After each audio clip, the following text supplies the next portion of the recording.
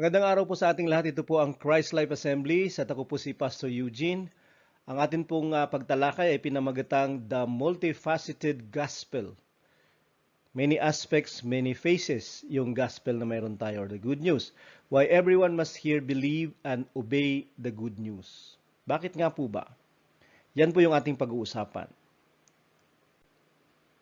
Magdasal po muna tayo.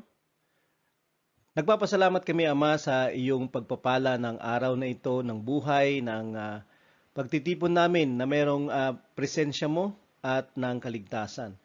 Ngayong araw na ito ay aming pag-uusapan ang mabuting balita. Nasa iyo nang galing, ikaw ang may akda, at ito ay naglilikha, nagbubunga ng kaligtasan sa amin. Bakit ito mahalaga na ipangaral? Bakit ito mahalaga na marinig? Bakit ito mahalagang paniwalaan at sundin? Ikaw po ang magpala sa bawat isa sa amin. Nakasama namin ngayon sa online live stream meeting na ito. Ikaw po ang may taas sa lahat ng aming mga gagawin sa pangalan ng aming Panginoong Hesus. The Multifaceted Gospel. Why everyone must hear, believe, and obey the good news. So meron tayong gospel na tinatawag or good news. Subalit ito ay maraming aspect. Marami siyang aspeto na pwede nating maintindihan at therefore pwede nating mas maintindihan din ang pangangailangan na ito ay maipangaral, paniwalaan at sundin. Ang pangangaral ng Ebanghelyo ay pagkatawag ng lahat ng mga tinatawag na Kristiyano. Ito ay mahalaga dahil sa mga nangyayari sa paligid o sa sanglibutan na meron tayo. Kakaunti na lang ang mabuting balita. Subalit, hawak ng lahat ng Christians ang mabuting balita. Baluarte nila ang pangangaral nito at pagdala sa sino paman at saan man. Nung una pa man, ito ay pagkatawag ng simbahan. Ito ang pinakamataas sa lahat ng kanyang pagkatawag. Hindi ang dalhin lamang ang pananampalataya tungkol sa Diyos. Subalit ang dalhin ang mabuting balita na nanggaling sa Diyos tungkol sa kaligtasan ng sangkatauhan. The Gospel, Romans 1 verse 16. For I am not ashamed of the gospel, for it is the power of God for salvation to everyone who believes, to the Jew first and also to the Greek. Ito ay isang tila baga gasgas na scripture sa atin na sinasabing huwag tayo dapat nahihiya tungkol sa Ebanghelyo dahil ito ang kapangyarihan ng Diyos para sa kaligtasan sa lahat o bawat isa na nananampalataya. Unang-una ay sa mga Hudyo at ang mga Griego naman ang susunod o mga hindi Hudyo. Ang Ebanghelyo, ang mabuting balita. Ang mabuting balita ng kapangyarihan ng Diyos ng pagliligtas. Hindi ba dapat ito ay prioridad, kung hindi man ito pangunahing prioridad, ng bawat Kristiyano at ng simbahan. Ito ang prioridad ng unang mga Kristiyano at ng mga sinaunang simbahan. Hindi nila ito ikinahiya, hindi nila ito pinagkait, hindi sila nang hinawa at nang himagod na ito ay dalhin at ito ay ipangaral sa lahat ng mga tao. At dahil ito ang kapangyarihan ng Diyos sa kaligtasan o para sa kaligtasan. Pero ano ba ang mabuti dito sa mabuting balita na ito? Gaano ba talaga siya kabuti? At ano ba ang nakapaloob dito sa kaligtasan na ito? Dito sa ating pagtalakay ay ating bubusisiin ang iba't ibang pagbanggit tungkol sa ebanghelyong ito ng apostol o ng Biblia. Sa 1 Thessalonians 2 verse 2, But though we had already suffered and been shamefully treated at Philippi, as you know, we had boldness in our God to declare to you the gospel of God in the midst of much conflict. Sabi niya, kahit na kami ay naghirap, kahit kami ay pinahiya, kami ay trinato ng mayroong kahihiyan, kami pa din ay nagdeklara, nangaral ng Ebanghelyo ng Diyos. Ang gospel o Ebanghelyo ay mabuting balita ng Diyos. Galing sa Diyos itong mabuting balita na ito. At tungkol ito, hindi sa kaligtasan ng Diyos para sa Kanya, kundi kaligtasan ng mga tao kung sila ay interesado at naghahanap. Hindi nila kayang iligtas ang kanilang mga sarili at ang Diyos ay nagdalang habag at gumawa siya ng paraan. Ito ang plano na nakalagay sa Ebanghelyo, ang paraan ng Diyos ng pagliligtas na hindi kayang ibigay ng tao sa kanyang sarili. 2 Corinthians 2 verse 12, when I came to Troas to preach the gospel of Christ, even though a door was opened for me in the Lord. Hindi lamang ito ebanghelyo ng Diyos, ito ay ebanghelyo ni Kristo. Ito ay tungkol sa buhay ni Kristo. May kinalaman kay Kristo. Diba? At ito ay dadalhin ng Panginoong Hesukristo. Kaya tinawag siyang ebanghelyo o mabuting balita ni Kristo din. Hindi lamang siya the gospel of God, kundi the gospel of Christ. Sa Romans 1 verse 9, tinawag itong the gospel of His Son. Okay? Ang ebanghelyo ng kanyang anak dahil si Kristo ay anak ng Diyos at ito ay magdadala ng mabuting balita sa sangkatauhan. Ito ay aakdaan niya o aakdain ng Kristo, ng anak ng Diyos. At ito ay isusulat ng kanyang kamatayan at ng kanyang dugo. Subalit ito ay mabuting balita sa lahat ng mga taong magtitiwala at susunod sa ebanghelyong ito. Pero ito ay ebanghelyo ng kanyang anak. Sa Romans 1 verse 16, yung ebanghelyong ito ay ang ebanghelyo ng Diyos, ebanghelyo ni Kristo, at ang mabuting balita ng kanyang anak. At ito yung kapangyarihan ng Diyos para sa kaligtasan. At nakita natin kung gaano inimpress sa atin na ito ay napakahalagang ebanghelyo, napakahalagang mabuting balita kasi ito ay nanggagaling sa Diyos, sa anak at kay Kristo. Ibig sabihin, ito ay mahalaga na dapat nating pakinggan, mahalaga na dapat nating malaman dahil ito ay nanggaling sa kanila upang tayo ay iligtas. Katulad ng nakalagay dito, ito yung kapangyarihan ng Diyos para sa kaligtasan ng bawat isa. So ang ebanghelyo ay ito sa 1 Corinthians 15 verse 1. Babasahin natin hanggang verse 4. Now I would remind you, brothers, of the gospel I preached to you, which you received, in which you stand, by which you are being saved, if you hold fast to the word preached to you, unless you believed in vain. Dito sa dalawang unang verses, sinabi niya na ang ebanghelyong aking ipinangaral na inyong tinanggap, kung saan kayo nakatindig, ay kanya kayong nagpapatuloy na inililigtas. Sa pamamagitan nito, kayo ay nagpapatuloy niyang inililigtas. Kung inyong pinangahawakan, di ba, ang mga salitang ipinangaral sa inyo. Dahil kung hindi, kayo ay nanampalataya ng walang kwenta. Subalit ang ebanghelyo ay pinangangaral. Di ba? Hindi ito yung kabaitan ng tao, hindi ito yung gawin nating yung mga tao ay maging kampante kapag kasama tayo, maging masaya sila kapag kasama tayo, 'di ba? Nakikinig sila tungkol sa testimony natin. Well, part 'yon ng ating pangangaral, subalit ang ebanghelyo ay hindi 'yon. Okay? Ito yung nakakapagligtas na kapag ipinangaral mo. At ito yung basihan ng ebanghelyo sa verse 3 at saka 4, for I delivered to you as of first importance what I also received, that Christ died for our sins in accordance with the scriptures, that he was buried and he was raised on the third day in accordance with the scriptures. Ito ay ayon sa Old Testament na mga kasulatan. Ito ay tungkol sa Panginoong Hesukristo, kaya nga siya mabuting balita ni Kristo, di ba? Na siya ay namatay, na siya ay inilibing at siya ay nabuhay sa ikatlong araw, di ba? Ayon sa mga kasulatan. So ito ay gagampanan ng Panginoong Hesus. Ito ay pagtupad dun sa mga nakasulat na mga hula tungkol sa Panginoong Hesus upang magbigay siya ng paraan ng kaligtasan sa atin, di ba? Yung kanyang kamatayan, yung kanyang paglilibing sa kanya at yung pagkabuhay niya muli, di ba? So bakit mahalaga na si Jesus Christ ay namatay? Bakit mahalaga na siya ay inilibing at bakit mahalaga na siya ay binuhay ulit? Mahalaga na maintindihan natin na si Jesucristo ay namatay dahil siya ay tao. Ang Kristo ay nagkatawang tao, di ba? Siya ay naging mortal. Okay? Kaya lang malalaman natin na sa dulo, tinalo niya yung kamatayan kasi hindi siya hinold nito for life, kundi siya ay nagtagumpay dito. Di ba? Pero si Kristo na Diyos nung una ay nagkatawang tao. Di ba? So paano natin alam na siya ay tao? Kasi siya ay mamamatay. Okay? Dahil lahat ng tao ay mamamatay dahil sa kasalanan. Ang Kristo ay mamamatay din dahil sa kasalanan, pero hindi sa kanyang sarili, kundi sa ating mga kasalanan. At sabi niya, ito ay ayon sa mga kasulatan. At kinakailangan siyang ilibing para maging tiyak na siya ay namatay. Di ba? Kasi kapag hindi mo ililibing, pwede nilang sabihin na baka ninakaw o kaya naman baka umalis lang siya o baka nagtago lang siya. So, siya ay inilibing. Kaya nga napipi yung mga tao, 'di ba? Lalong-lalo na yung mga tao na kumukontra sa Panginoong Hesus kasi nakita nilang siya ay namatay sa krus at siya ay inilibing. Subalit, nakita rin nila na siya ay nabuhay ulit on the third day. Why on the third day? Para tiyak na siya ay patay.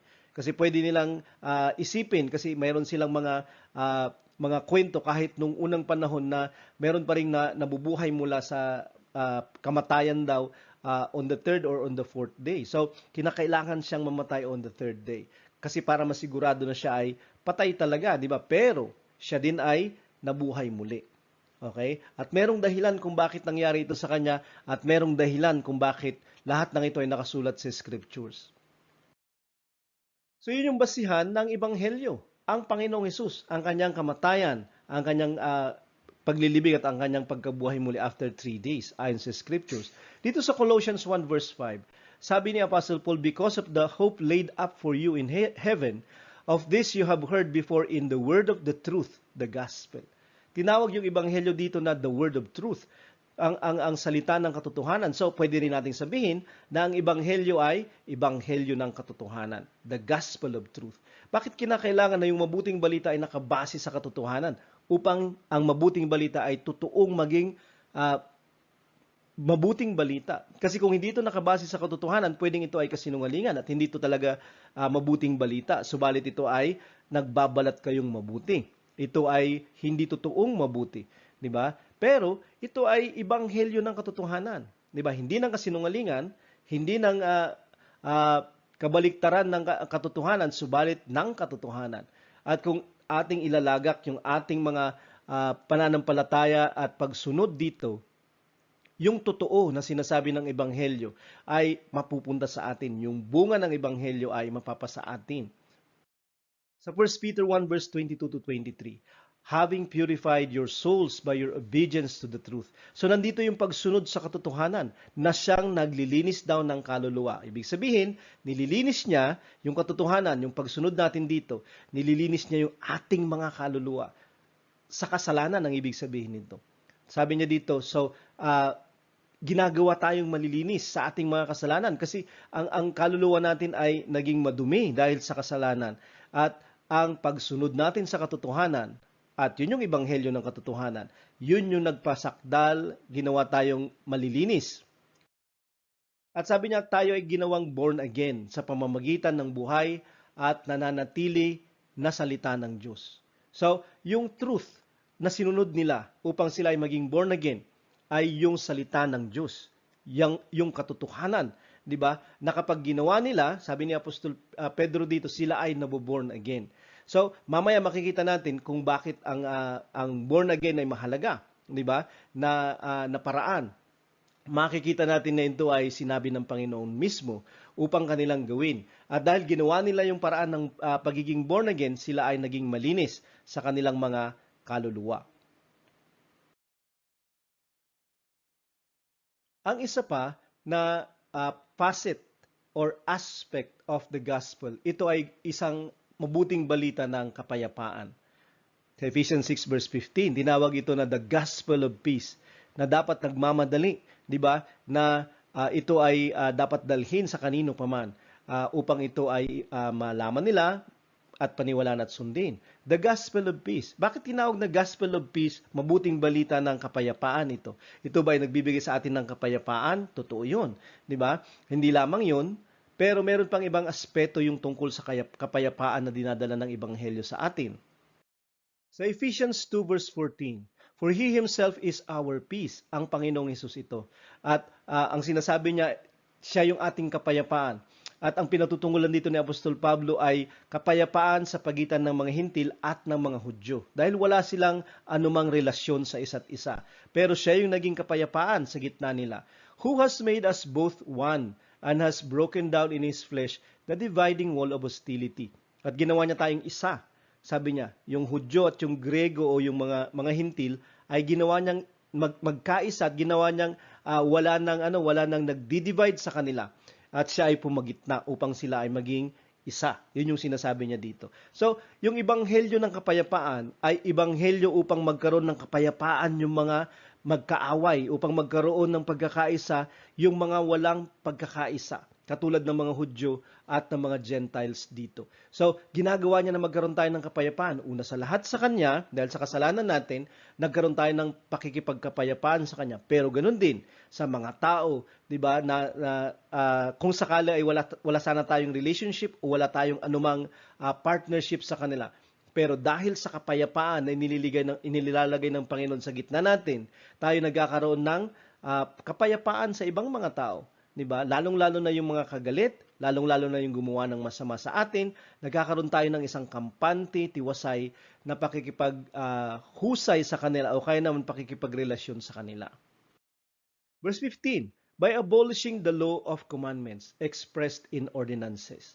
Dahil ang Panginoon din, dahil siya yung ating kapayapaan, tinanggal niya yung kautusan o yung law of commandments, mga batas ng kautusan.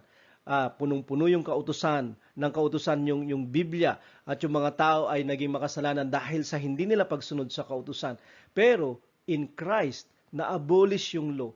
Diba? May mga laws na na-abolish at ito yung mga law tungkol sa maraming mga ordinances sa Old Testament. Diba? Katulad ng circumcision, katulad ng pagpatay ng mga hayop upang tayo maging katanggap-tanggap sa Diyos. May mamamatay na guilty para sa not guilty para sa guilty. Sabi niya dyan that he might create in himself one new man in place of the two, so making peace. Nagkakaroon ng kapayapaan yung dalawa. Diba? Yung mga Hudyo na maraming mga kautusan, maliligtas sila hindi dahil sa kautusan kundi sa pamamagitan niya. Magkakaroon sila ng kapayapaan sa Diyos. Pero ganun din yung dalawa, yung mga Hintil at mga Hudyo, magkakaroon din sila ng kapayapaan. Yung mga hindi nagkakasundo, yung walang kasunduan, nagkaroon ng kasunduan dahil siya yung naging kapayapaan sa kanila. Ito'y kapayapaan natin sa Diyos at sa ating kapwa. Diba? Yun yung ibig sabihin ng gospel of peace. Verse 16, and might reconcile us both to God in one body through the cross, thereby killing the hostility. So sabi niya, wala nang away sa gitna natin. Pinatay niya yung pag-aaway sa gitna natin. At ginawa niya tayong magkabati, di ba? Sa pamamagitan niya, okay, sa Diyos. So tayo ay nagkaroon na ng kapayapaan sa Diyos. Yung Hudyo, yung Hintil, yung mga hindi makagawa ng kautusan ng Diyos, na uri ng mga tao, ay pwede na silang lumapit sa Diyos at pwede na silang maging katanggap-tanggap in Christ. Diba? Kasi siya yung ating kapayapaan. Diba? Kaya nga ito ay ebanghelyo ni Kristo. Ito ay ebanghelyo ng kapayapaan dinadala ni Kristo sa pagitan ng tao at ng kapwa niya at pagitan ng tao at ng kanyang Diyos. Sa verse 17, and he came and preached peace to you who were afar off, and peace to those who were near. So, ito ay kapayapaan hindi lamang sa tao at sa kanyang kapwa at sa tao sa kanyang Diyos, subalit sa kanino pa man, saan man sila nandoon. Kaya kinakailangan itong dalhin at ipangaral sa lahat ng lugar. Kasi ito ay kapayapaan din, imbitasyon ng kapayapaan, hindi lamang sa mga malalapit sa mga Hudyo, kundi kahit sa pinakamalalayong tao, uri ng tao. Kaya nga, ito yung utos ng Diyos sa atin. Diba? Na huwag nating ikahiya yung ebanghelyo, kundi bagkus ating ipangaral ito sa lahat. Diba, sa bawat isa, diba, dahil ang kanilang karapatan na marinig ito, malaman yung mabuting balita ay kinakailang ibigay sa kanila. Kaya nga siya dumating at nangaral ng kapayapaan, diba, sa lahat, hindi lamang sa malalapit, kundi sa malalayo din. Yun din yung ating gagawin, diba, kasi ang kanyang imbitasyon ng kapayapaan ay sa lahat. So, gospel of peace, ibanghelyo o mabuting balita ng kapayapaan ang ebanghelyo. So verse 18, for through him we both have access in one spirit to the Father. At ginagawa tayo ng ebanghelyo ng kapayapaan, di ba? At ang kapayapaang ito ay si Kristo. Ginagawa tayo na magkaroon ng access o daan sa pamamagitan ng isang espiritu sa Ama.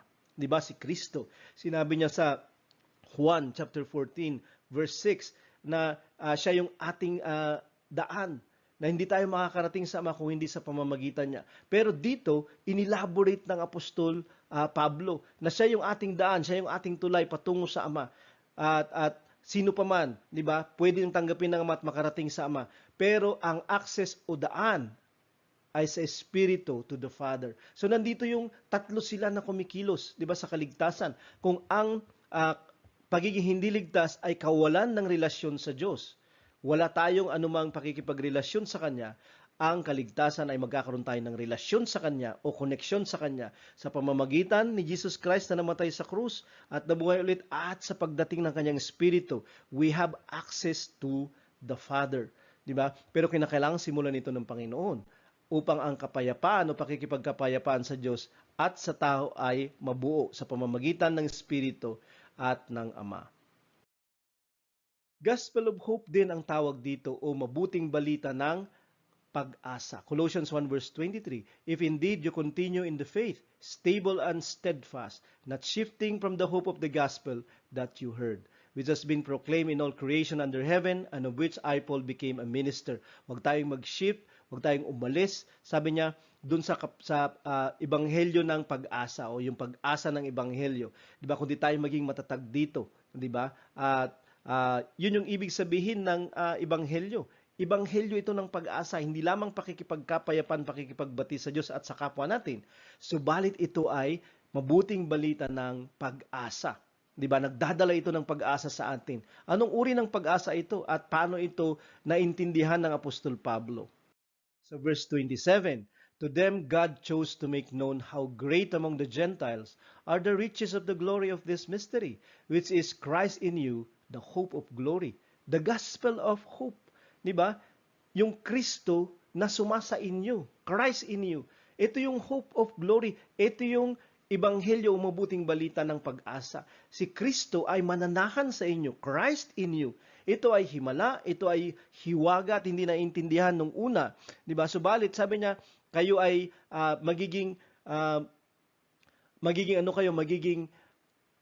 kayo yung magsasalarawan, 'di ba? Gagawin kayong tagapagsalarawan ng kung anong ibig sabihin ng ebanghelyo ng pag-asa. Kasi kayo ay pupuspusin ni Kristo. Kasi si Kristo yung pag-asa ng kalulhatian. So, yung Kristo na nasa atin, yung Kristong papasok sa mga buhay natin, 'di ba? Siya yung mabuting balita ng pag-asa. Kasi si Kristo ay pwede nang tumahan sa atin, 'di ba? At lahat ng kanyang yaman at kalulhatian, 'di ba? Na dati ay hiwaga o hindi alam. Sa Ephesians 3 verse 6, ang hiwaga na ito ay sinilita ulit dito ng Apostol Pablo. Sabi niya, this mystery is that the Gentiles are fellow heirs, members of the same body, partakers of the promise in Christ Jesus through the gospel. Ang hiwagang ito ay ginawang ang mga hintil ay maging kasamang tagapagmana ng mga Hudyo at maging membrong kasama ng mga Hudyo sa isang katawan at maging sila din ay partakers o kaya bahagi sila ng mga pangako ng Kristo. Sila ay heirs, sila ay members, sila ay partakers. At dati ay hindi alam ito kasi ang iniisip lang ng mga tao, ang mga Hudyo, ang iniisip nila ang kaligtasan ay para sa kanila lang dahil sila ay mga piniling bayan dahil kay Abraham, Isaac at Jacob. Subalit, sila ay piniling bayan upang ang pagpapalang tatanggapin nila sa Diyos ay kanila namang ibahagi sa iba kahit sa mga hintil upang sila ay maging tagapagdala ng pagpapala sa mga hintil. Lalong-lalo na ang pagpapala ay ang pagdating ng tagapagligtas, ang Panginoong Hesukristo, para sa lahat, hindi lamang para sa kanila. Gospel of Light, ito din ay tinatawag na ebanghelyo ng liwanag, 2 Corinthians 4 verse 4.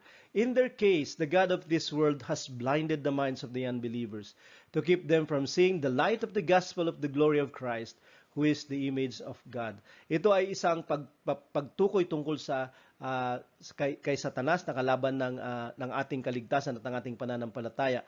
Na sabi niya, tinatawag siya ditong the God of this world, di ba? Ang Diyos ng sanglibutang ito na bumulag sa mga kaisipan ng mga di mananampalataya upang panatilihin silang hindi nakakakita o bulag sa liwanag ng ebanghelyo ng kalulhatian ni Kristo na siyang imahin or wangis ng Diyos. So, nandito yung the light of the gospel or the gospel of the glory of Christ or the gospel of light. Kasi the glory of Christ is the light, di ba? Ang kalulhatian niya, ang kanyang pagka-Diyos, di ba, ay ang kanyang liwanag na dinadala sa sanglibutan na madilim. Subalit ito ay lingid, ito ay lihim, ito ay sikreto sa mga hindi mananampalataya. Dahil mayroon silang hindi lamang madilim, di ba, nakalagayan, subalit mayroon silang kaisipang binulag. Sabi niya, kasi sila ay naniwala ng mas higit sa kasinungalingan kaysa sa katotohanan. Dahil ang katotohanan ay hindi lamang yung ating sasalitain at paniniwalaan, subalit isa siyang persona, si Kristo na ating paniniwalaan at susundin. At ito yung nagbibigay ng liwanag sa atin. Diba, ng mas sigit na liwanag, yung tayo makalapit sa liwanag, ay makalapit tayo hindi sa isang lugar, hindi sa isang bagay, subalit sa isang persona, sa ating Panginoong Hesukristo. Diba? Ang kanyang kalulatian, ang kanyang kaliwanagan. At tayo lumalapit doon. At ang ating kabulagan ay napapalitan ng pagkakita at ang ating kadiliman ay napapalitan ng kaliwanagan. Ito ang dinadala ng mabuting balita sa atin. Matanggal tayo sa, hindi lamang sa kasinungalingan at pupunta sa katotohanan, kawalang pag-asa, kawalang tulong sa pag-asa, subalit sa kadiliman patungo sa kaliwanagan. At makakaintindi na tayo ng madami, ng iba, ng mga bago. At ito ay nagpapatuloy. Diba? Nakikita na natin hindi lamang yung nakaraan, yung kasalukuyan, subalit yung hinaharap at ang walang hanggan. Hindi na lamang ang nakikita natin at naiintindihan ay yung kaaway ng kaligtasan natin, subalit ang kaibigan ng ating mga kaluluwa, ang ating Panginoong Hesus, ang Diyos na nagkatawang tao at tagapagligtas natin. Sa John 8 verse 12, sabi ng Panginoong Hesus, I am the light of the world. Whoever follows me will not walk in darkness, but will have the light of life. Si Jesus Christ ang liwanag ng buhay, na kung tayo ay tumanggap sa Kanya, o tinanggap siya, tayo ay magkakaroon ng liwanag niya. Subalit, paano natin siya tinatanggap? Ito ba ay sa pagsampalataya? Sabi niya, whoever follows me. Niya sinabing, whoever believes in me. Subalit, ang mga sumusunod sa Kanya ay nananampalataya sa Kanya. Pero hindi lahat ng mga nananampalataya sa Kanya ay sumusunod sa Kanya. Kaya, pwedeng nananampalataya yung madami, pero ayaw nilang lumapit. Pero ayaw nilang sumunod. At sila ay mananatili sa kadiliman. Subalit, sa mga taong susunod sa Kanya, sabi niya, they will have the light of life. Mapapasa kanila yung liwanag ng buhay. Mapapasa kanila yung kaligtasan na dala ng Panginoong Hesus dahil ang kaligtasan na dala niya ay siya. At tatanggapin nila siya. Susunod sila sa Kanya at sila ay magpapatuloy hindi na sa kadiliman kundi sa kaliwanagan. Ang ebanghelyo ay tinawag ding ebanghelyo ng kawalang kamatayan o immortalidad at buhay. Siyempre, walang hanggang buhay yung ibig sabihin nito. Sa 2 Timothy 1 verse 10, and which now has been manifested through the appearing of our Savior Jesus Christ, who abolished death and brought life and immortality to light through the gospel. At nandito yung ebanghelyo na ang nilalaman niya ay ang kapangyarihan ng Diyos upang dalhin ka mula sa kamatayan sa buhay at kawalang kamatayan, life and immortality. At ito ay nililiwanagan ng ebanghelyo. Ito ay ipinapaliwanag ng ebanghelyo sa atin. Nasa pamamagitan ng kamatayan ng Panginoong Hesus, ang mga patay sa kasalanan ay mabubuhay na sila sa walang hanggan. 'Di ba? Yun yung kanyang pangako. 'Di ba? Pero nasa ebanghelyo yun. 'Di ba? Si Jesus Christ ay namatay at siya ay nabuhay ulit.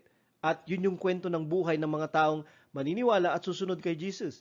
'Di ba? Sila ay mula sa kadiliman lilipat sa liwanag. Mula sa kamatayan, lilipat sila sa buhay na hindi na namamatay or life and immortality. At ito ay mababanaag, ito ay klaro at hindi na sikreto sa ebanghelyo ng immortality and life.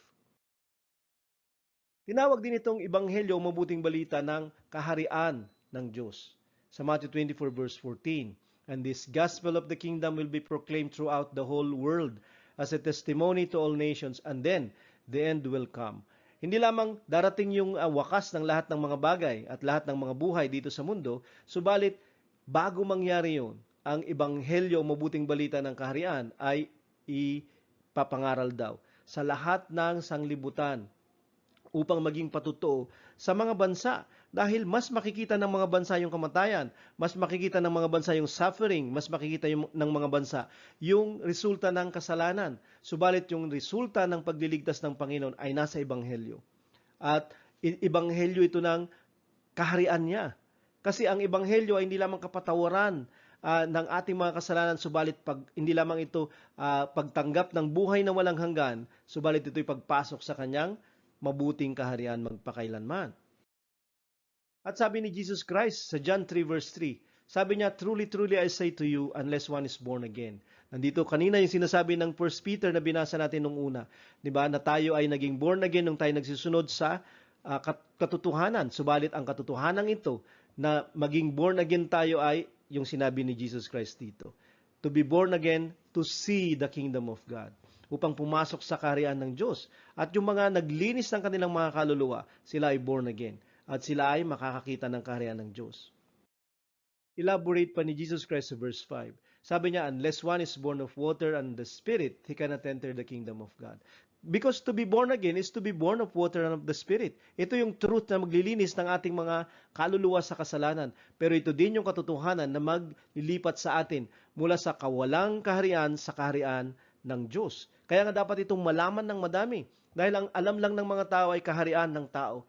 Subalit, paano papasok sa kaharian ng Diyos? Sa langit na tinatawag niya, 'di ba? Sa pamamagitan ng katotohanan ito. Kinakailangan silang ipanganak na muli sa tubig at sa espiritu upang makakita, upang makapasok sa kanyang kaharian. Yan yung kinakailangang ma-proclaim to all the world as a testimony to the nations.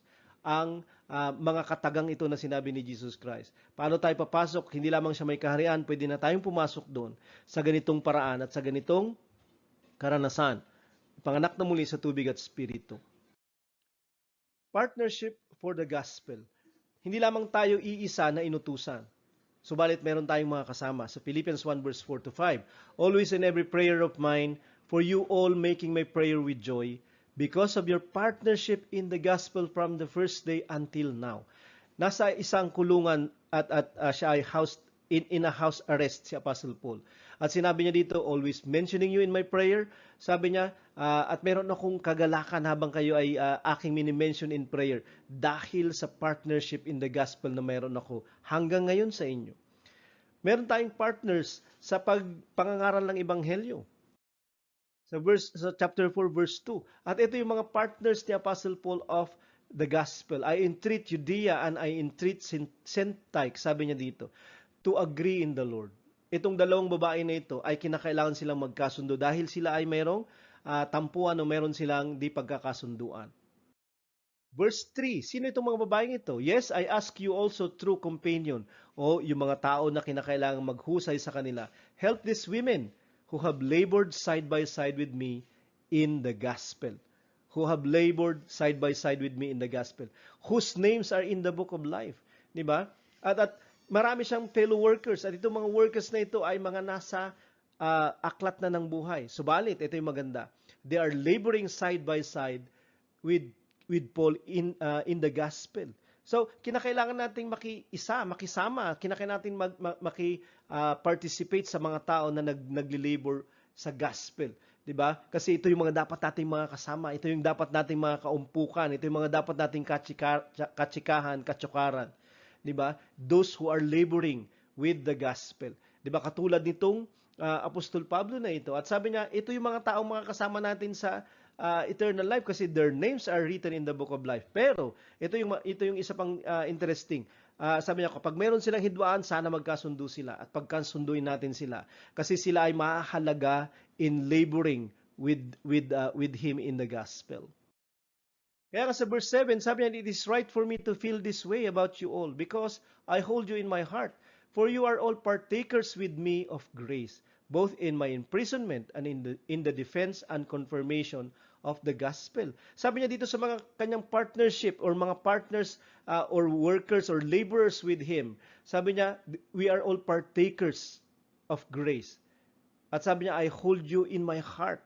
Okay? Kasi kahit sa aking imprisonment in defense and confirmation of the gospel, you are my co-workers in defense and confirmation of the gospel.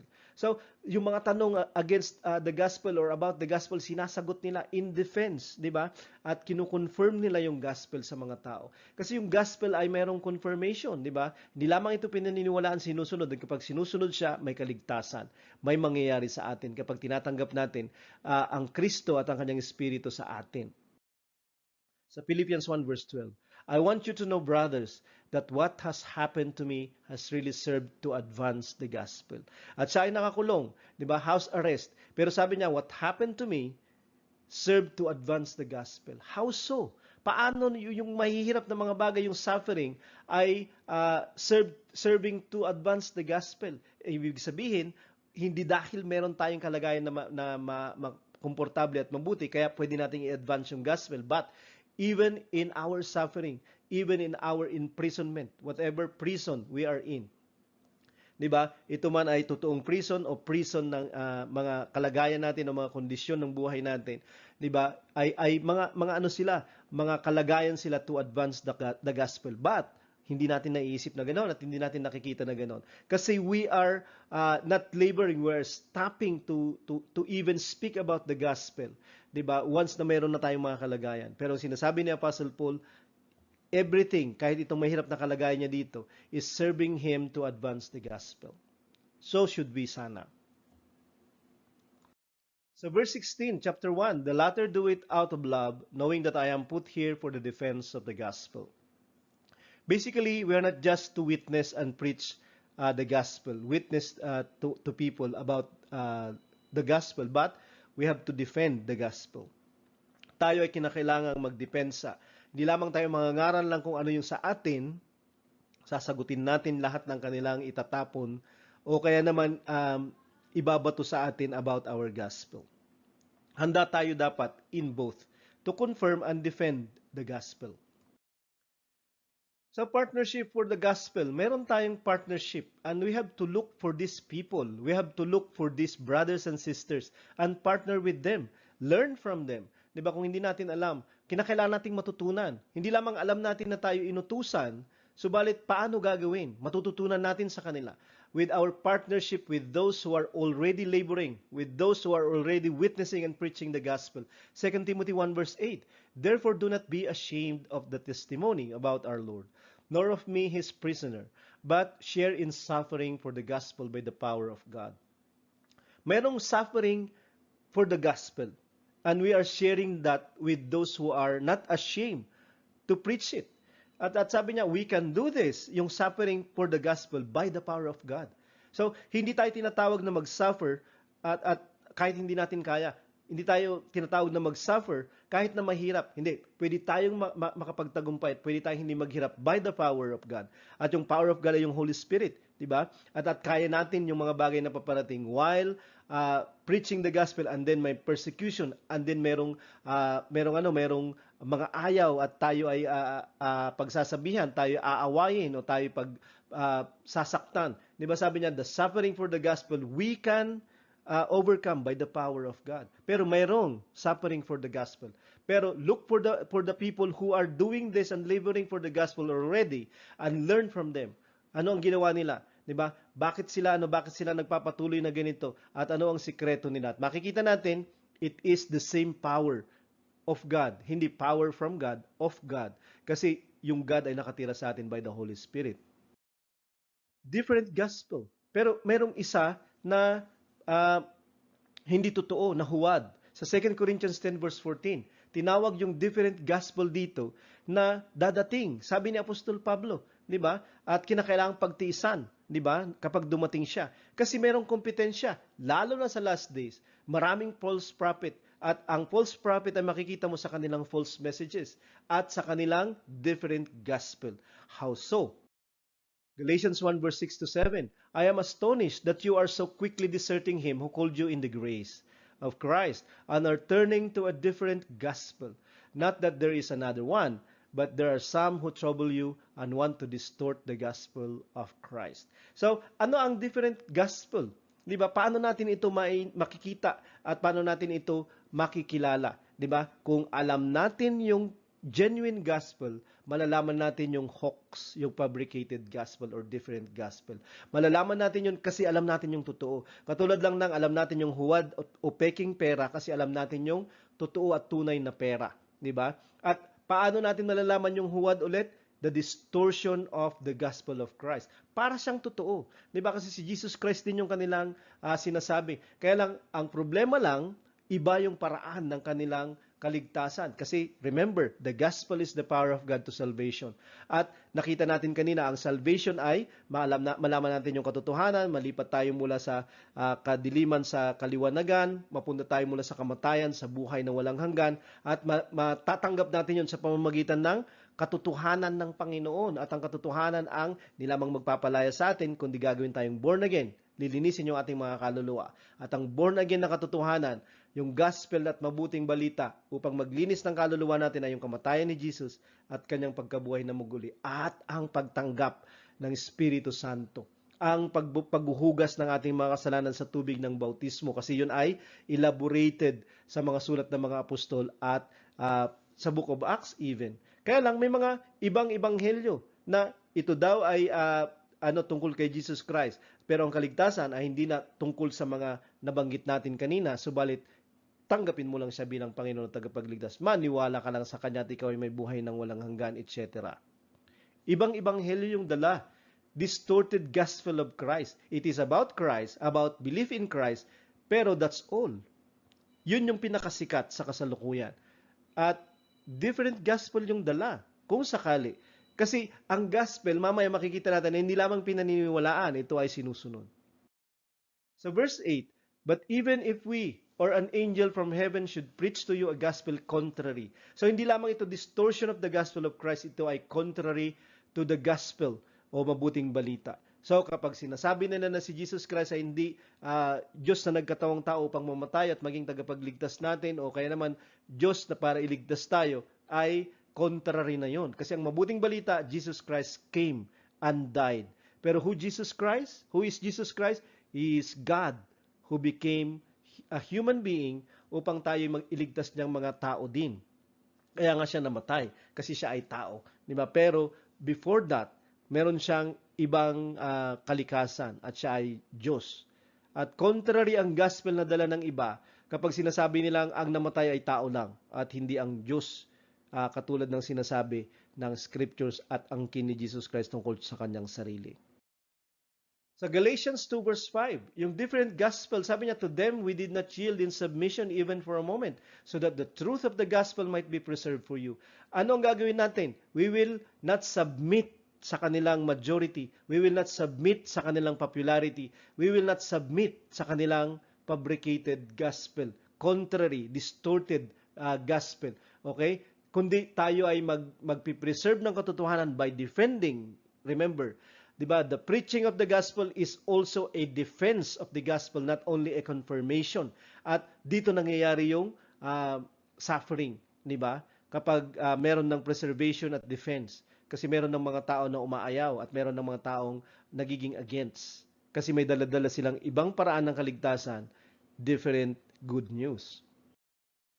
Obedience to the gospel. Ang gospel ay hindi lang pinaniniwalaan kundi sinusunod. Katulad ng sinasabi sa Romans 10 verse 16, not all obeyed the gospel. Diba? Kung naniniwala sila, they will obey. Pero sabi niya, Lord, who has believed what He has heard from us? Paano sila hindi naniwala na totoo kahit narinig nila at naniniwala sila? Because they have not obeyed the gospel.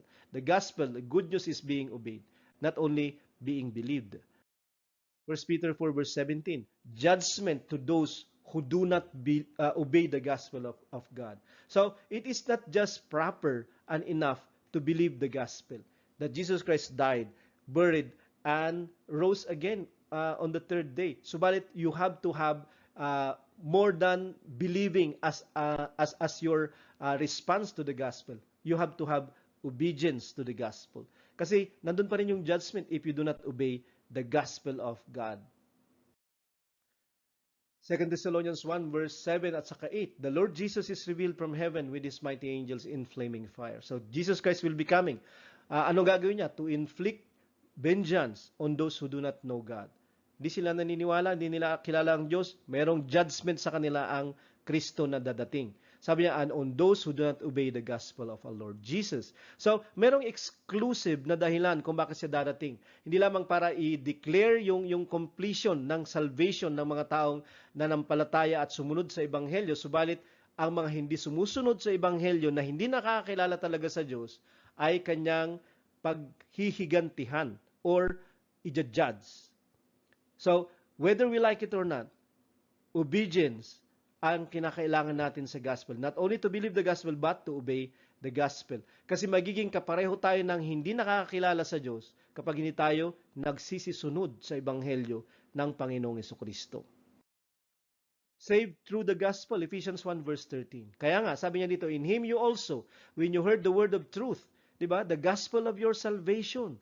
and believed in Him were sealed with the promised Holy Spirit. Be born again. Be born of water and the Spirit. Di ba, tanggapin mo yung Holy Spirit. Ito yung makikita mo sa Scriptures. Sinabi mismo ng Panginoong Hesus. Ito yung truth that would make you a true and genuine born again. At ito yung gospel of your salvation. To receive, to be sealed. Di ba? Hindi lamang to believe Him, but to be sealed and to receive the promised Holy Spirit. Okay? The gospel of your salvation. 2 Thessalonians 2 verse 13. But we ought always to give thanks to God for you, brothers beloved by the Lord, because God chose you as the first fruits to be saved through sanctification by the Spirit and belief in the truth. Hindi lamang to believe the truth, but to be sanctified by the Holy Spirit. Ito yung magliligtas sa atin. Ito yung ebanghelyo ng katotohanan, ebanghelyo ng pag-asa, ebanghelyo ng immortality at buhay, ebanghelyo ng Panginoong Hesus, ebanghelyo ng Diyos, ebanghelyo ng kanyang anak, at ito yung ebanghelyo ng kaharian ng Diyos. For us to be saved by or through sanctification and through belief or faith. Belief in the truth, sanctification in or by the Holy Spirit. Kaya we are called by the gospel. Yun, di ba? Tinatawag tayo sa ebanghelyo to be saved. Di ba? Sa liwanag, sa katotohanan, sa buhay, sa kingdom, sa eternity. 2 Thessalonians 2 verse 14. To this, sabi niya, He called you through the gospel. He is calling us through the gospel. Kapag narinig natin yung gospel, we are being called by the Lord. Diba? So that you may obtain the glory of our Lord Jesus Christ. Yung light, yung life, diba? The light of life, the glory of the Lord Jesus. Diba? Maririnig natin sa ebanghelyo at tinatawag niya tayo upang tumanggap nito. So, ang makarinig ng ebanghelyo ay pagtawag sa kanya ng Diyos. 1 Corinthians 15 verse 3 to 4. Diba? Christ died. Christ was buried. Christ was raised. When Jesus Christ died, si Jesus Christ ay namamatay sa kasalanan natin. So kinakailangan nating aminin at tanggapin na tayo makasalanan at tayo magsisi. Nung siya ay inilibing, tayo din ay ilulubog sa tubig ng bautismo. Okay? Upang tayo magkaroon ng paglilibing ng ating mga kasalanan at ikaw na makasalanan, ng ating mga kasalanan at ikaw na makasalanan. At tayo binabangon ng panandalian, di ba? Ay binabangon tayo katulad din ni Jesus Christ na nabuhay mula sa kamatayan on the third day. Di ba? Tayo ay naniniwala sa ginawa ni Jesus Christ. Subalit sa ating bautismo, sa ating repentance, sa ating pagtanggap ng Holy Spirit, tayo ay nagkakaroon ng isang buhay na pananampalataya kasi tayo sumusunod sa ebanghelyo sa ganitong paraan. Kasi ito yung nire-represent ng kamatayan ni Jesus, ito ay repentance. Tatanggapin din natin na tayo mga patay sa kasalanan. Tayo ay inililibing at tayo kinakailangang magpabautismo at malubog sa tubig. Tayo ay binubuhay mula sa mga patay kasi tayo ay patay sa kasalanan. Tumatanggap tayo ng bagong buhay sa Espiritu Santo ng Diyos. Acts 2:38-39. Kaya nga sinabi ng Apostol Pablo nung may nagtanong, anong gagawin namin? And Peter said to them, repent, be baptized everyone, hindi lang some, everyone, for the forgiveness of your sins, and you will receive the gift of the Holy Spirit. To be baptized ay mapatawad yung kasalanan natin, hindi lamang malibing yung kasalanan natin. Kasi kapag nalibing at wala na yung kasalanan natin, kaya nga nalibing si Jesus Christ, yung kasalanan natin ay naitago. Para matanggap na natin yung kapatawaran. At tatanggap tayo ng kaloob ng Espiritu Santo, yung bago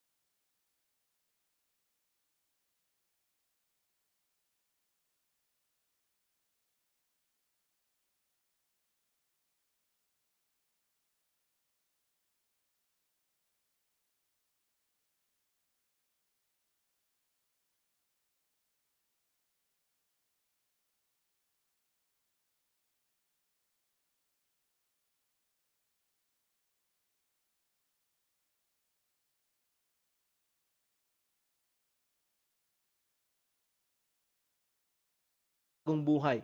'Di ba? Kaya siya binangon mula sa mga patay. For the promises for you and for your